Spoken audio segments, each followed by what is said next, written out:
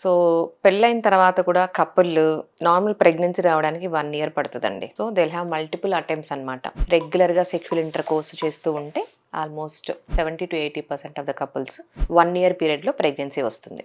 So ఇంకొంతమంది 20-30% కపుల్స్కి they will face problems అనమాట. కొంతమంది ఏం చేస్తూ ఉంటారంటే ఓవులేషన్ ట్రాక్ చేయడము, ఓవులేషన్ సిమ్టమ్స్ మీద సెక్షువల్ ఇంటర్ కోర్స్ చేయడము, ఎల్హెచ్ కిట్స్, ఓవులేషన్ కిట్స్ అంటారు, అవి చూసుకుంటూ సెక్షువల్ ఇంటర్ కోర్స్ చేయడము, ఓన్లీ ఓవులేషన్ అప్పుడు సెక్షువల్ ఇంటర్ కోర్స్ చేయడం చేస్తూ ఉంటారు. This is not advisable. So సీరియస్గా ప్రెగ్నెన్సీ ట్రై చేస్తున్నారంటే regular sexual inter course, alternate day sexual inter course, weekly thrice sexual inter course చాలా ఇంపార్టెంట్. ఎందుకంటే పేషెంట్కి ఓవులేషన్ మారుతూ ఉంటుంది. సైకిల్ లెంత్ని బట్టి ఓవులేషన్ 10-14 డేస్ మధ్యలో ఎప్పుడైనా అవ్వచ్చు. 1 మంత్ అయినట్టు 1 మంత్ అవ్వదు.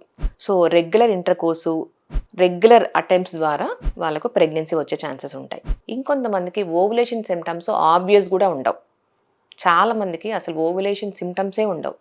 కొంతమందికి పెయిన్ ఉండడము, కొంచెం స్పాటింగ్ ఉండడము, సర్వైకల్ మ్యూకస్ వైట్ డిశ్చార్జ్ ఉండడం చెప్తుంటారు, కానీ చాలామందికి ఓవులేషన్ సిమ్టమ్స్ ఉండవు.